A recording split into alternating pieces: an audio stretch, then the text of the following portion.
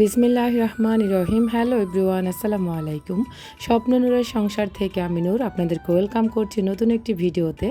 আশা করছি আপনারা সবাই আজকে ভিডিও পেয়ে অনেক অনেক খুশি হয়েছেন। দেশ এবং প্রবাস থেকে যারা আমাকে প্রতিনিয়ত দেখেন, আশা করছি আল্লাহ তাআলার অসীম রহমতে আপনারা সবাই ভালো আছেন।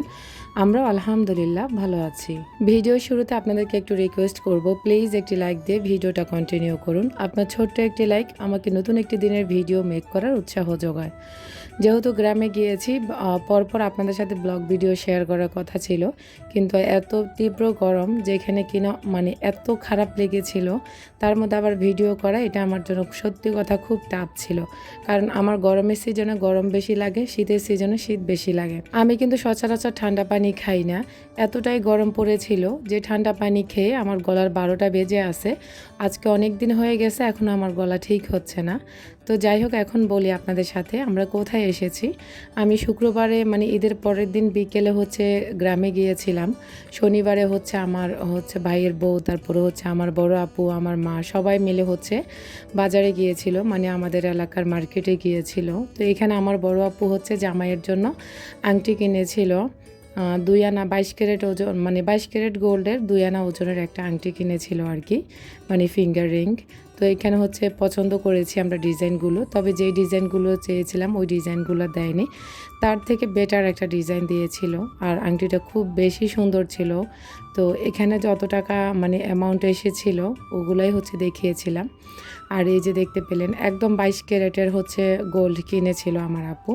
তো যাই হোক, আমার আপনারা অনেকে আমার ভিডিওতে অনেক অনেক সাপোর্ট করেছেন, অনেক বেশি কমেন্ট করতেছেন যে আসলে কার বিয়ে। তো একটু পরেই বলছি, এখন চলুন আপনাদের সাথে শেয়ার করি। এখন চলে এসেছি আংটি কেনার পরে আমার ভাইয়ের শ্বশুরের দোকানে। এটা আমার বড় ভাই যেটা আছে, আমার তো ভাই 2টা।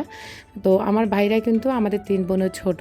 তো ছোট 2 জনের মধ্যে বড় যেজন, তার শ্বশুরের দোকান এটা, কসমেটিক্সের দোকান বা বিভিন্ন আইটেম আছে আর কি। তো আমাদের টুকটাক কিছু শপিংয়ের প্রয়োজন ছিল।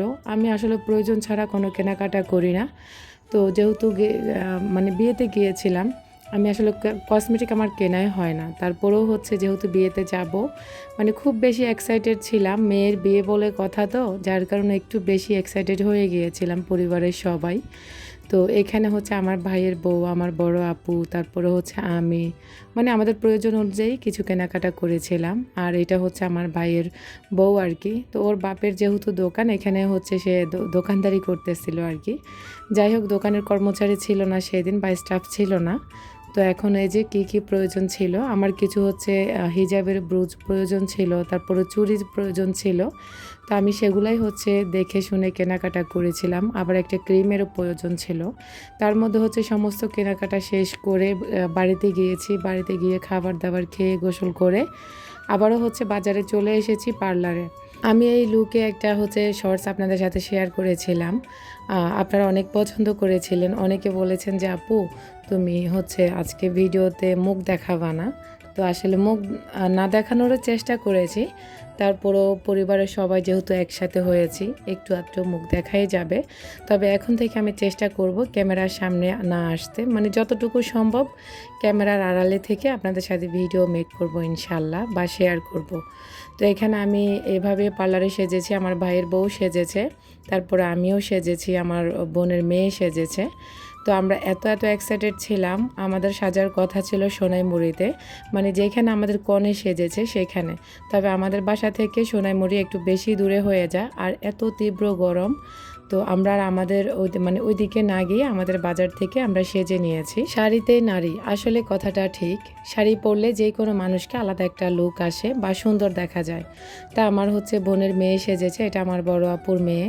আর এই যে এটা আমার বড় আপু, তারপর বড় আপুর মেয়ে জাইমা।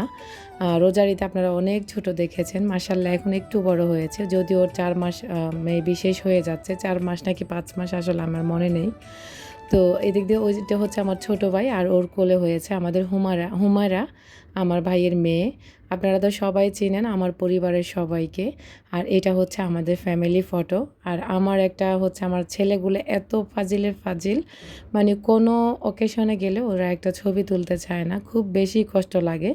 এটা তো একটা স্মৃতি হিসেবে থাকার কথা, যার কারণে হচ্ছে ওদেরকে জোরপূর্বক হচ্ছে একটা দুইটা মনে হয় সেলফি উঠাইছিলাম বা হচ্ছে একটু ভিডিও করে নিয়েছিলাম আর কি। তা আমার আসলে সাজটা আজকে কেউ পছন্দ করেনি, বিশ্বাস করেন। আমার বিশেষ করে আমার মা পছন্দ করেনি, যে আমার মা বলতেছে তুই নিজে সাজলে তো আরও বেশি সুন্দর হয়। তো আজকে সাজ তো তেমন একটা ভালো হয়নি। সত্যি কথা আমার নিজেরও খারাপ লেগেছে, আমার কাছে একটুও ভালো লাগেনি। কারণ আমি নিজে সাজলে মাশাল্লাহ করে আমাকে আরও বেশি ভালো লাগে। তবে আজকের পার্লারের সাজে আমাকে একটুও ভালো লাগেনি, যেটা চরম সত্যি কথা।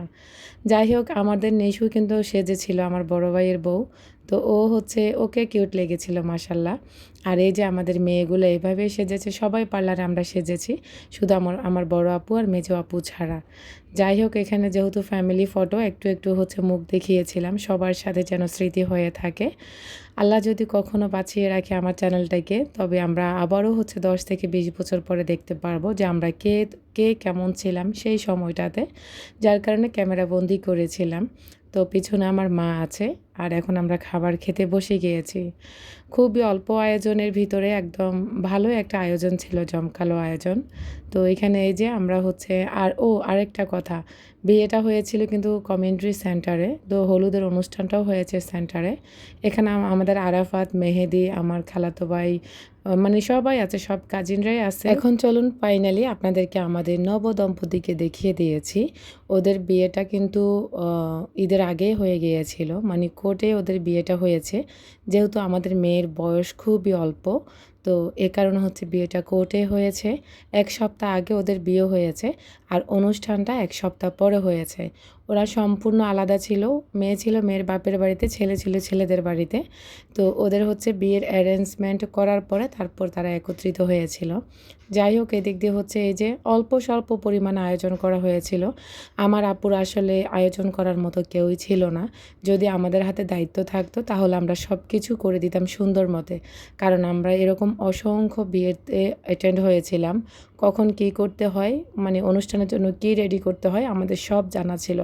তবে যেহেতু মেয়ের বাপের বাড়িতে সমস্ত দায়িত্ব ছিল, যার কারণে আমরা কোনো কিছুই করতে পারিনি। তবে আমাদের খুব খারাপ লেগেছিল। অনুষ্ঠানটা আসলে জমকালো হলেও কিছুটা মানে গ্যাপ ছিলই। যাই হোক, সব কিছু পরিপূর্ণ হয় না। তো এখন আমাদের জামাইকে কেমন লেগেছে আপনাদের অবশ্যই কমেন্ট করবেন। আমাদের জামাই বাবাজি এবং মেয়ের জন্য আপনারা সবাই দোয়া করবেন। আল্লাহ তাআলা যেন তাদের দাম্পত্য জীবন সুন্দর এবং সুখের করে এবং বরকতময় করে তোলেন, আমিন। আপনারা বেশিরভাগ জিজ্ঞেস করেছেন মেয়েটা কি আমার নাকি? না, মেয়েটা হচ্ছে আমার মেজো আপুর মেয়ে, আমারও মেয়ে। তো আজকের মতো এখানেই বিদায় নিচ্ছি। দেখা হবে নতুন একটা ভিডিওতে। আল্লাহ হাফেজ।